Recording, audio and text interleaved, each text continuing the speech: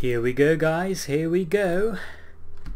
I think this is the moment that I get my trim back. It's only been a week, but it's been a long week. And there we go, 399 quest points. Beautiful, beautiful cape. I am officially back guys, that's right. I'm officially back. It's been over a month, almost a month and a half that I've been gone. There have been several reasons for that, but if I start going into that, it will take forever. But just 2 or 3 reasons I want to let you know about.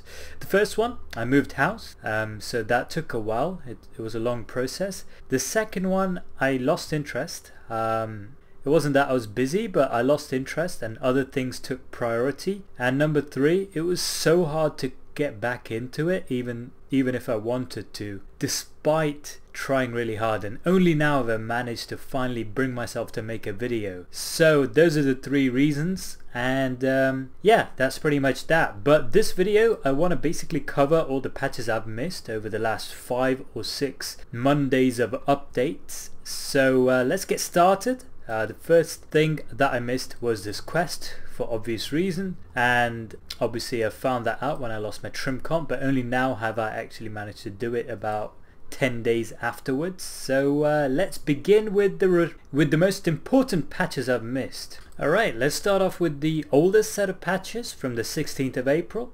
One of the most significant ones is that the Dwarven multi-cannon will now assemble in a single step. Not a great place to actually try that out here. Let's try the normal GE guys, that might actually be a better place because it actually works there. Dwarven multi-cannons will now be assembled in a single step. No, I can't do it here either. What is going on? Alright, let's try it here. Maybe it'll work. And awesome. Perfect. Also, apparently you'll get a message if you try to deploy a cannon when you're already owed one from Nilodian. So that's cool, and you've also got a timer, but I think that's an old one. Once the timer runs out, it will jam. So you've got a timer in your buff bar icon interface. That's cool.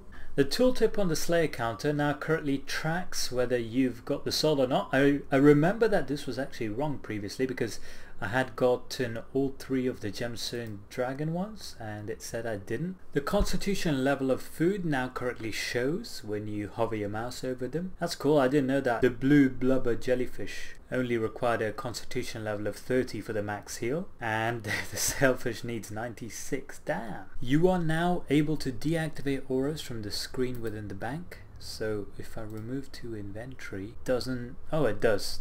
Your aura has depleted. That's handy actually. A few G updates over the 16th and 23rd of April. The first one is that there was a bug which caused some people to lose a lot of money actually. I think it was mentioned in Reddit about a month ago about some guy losing a die because of this bug. But essentially, if you try to, for example, let me try and collect everything, and I've got Super Sarah Dome and Bruise obviously. If I try to collect it all to inventory across multiple slots, it shouldn't let me. But previously I believe it dropped some of the items on the floor and some dude lost a die because of that. So thankfully that's been fixed. The other thing is that blessed dragonhide items are now called something called properly. So let's have a look. For example, the god name is in brackets in full, so they should be easier to search for. The biggest one I noticed immediately was the fact that you can now actually hide your username on login. So I mean, I don't know how useful it is in terms of all the protection there is these days, but people do still get hacked, so I guess it's an extra layer of protection, especially for streamers. But yeah, let's try logging in, and cool. Also the fact that it's not obligatory, it's optional. That's pretty cool as well.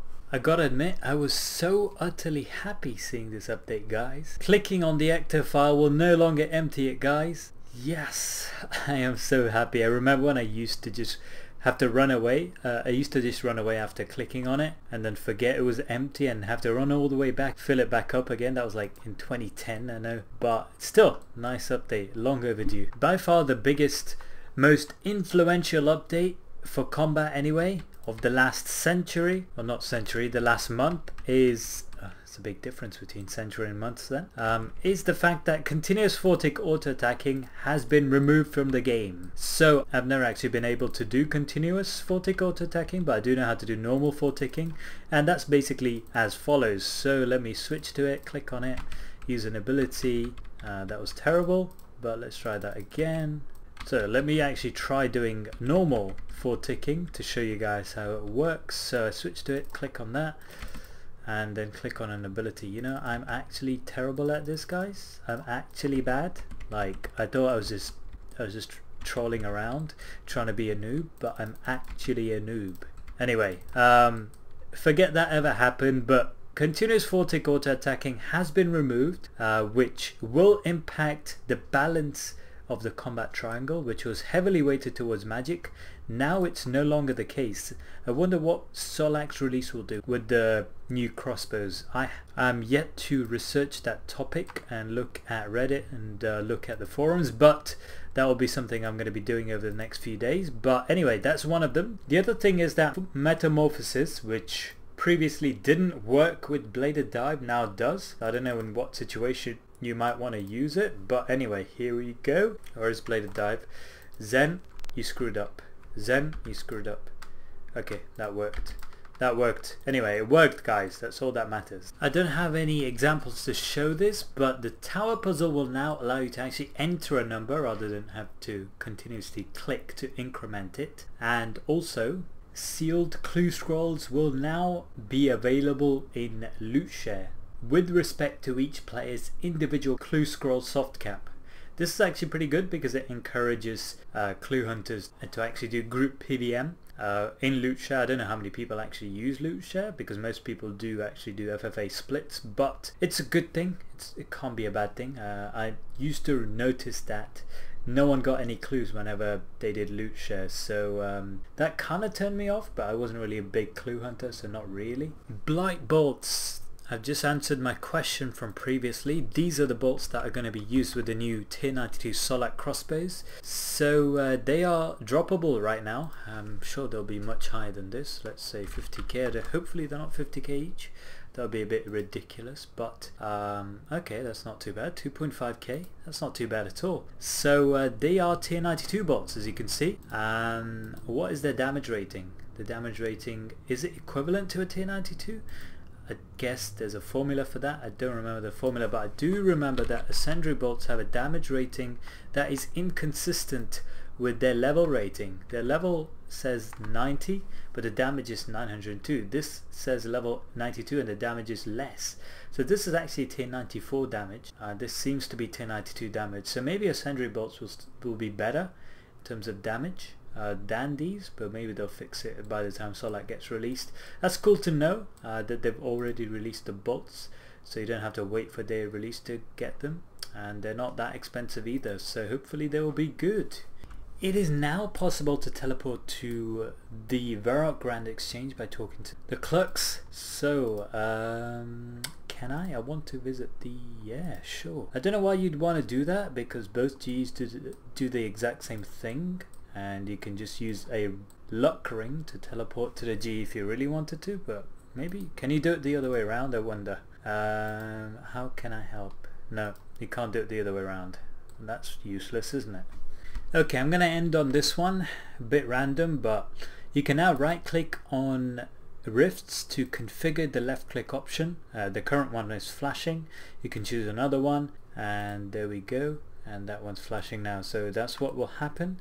That's pretty cool, because I used to get annoyed about that when I was doing divination, but the patch notes review here has been quite biased, I gotta admit, as a PVMer and as someone not wanting to go through 350,000 patches. Yeah, I just picked out the ones I spotted. I probably missed something blindingly obvious. If so, let me know, guys.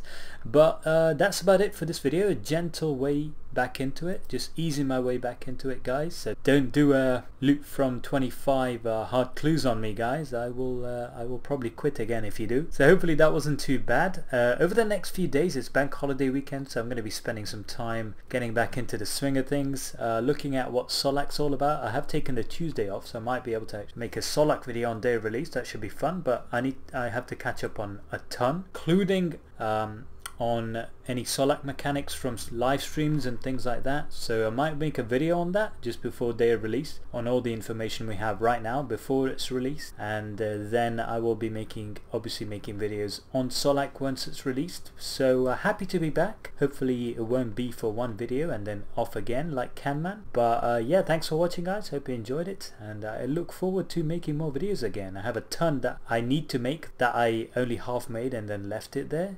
so hopefully those will come out soon as well, and of course an analysis about the new Tier 92 crossbows from Solak, because that's what most of my videos are about these days, aren't they? Either analyses or are you insane videos. That's pretty much it, and patch notes. So looking forward to that, and I will see you guys in the next one. I'll take the pain.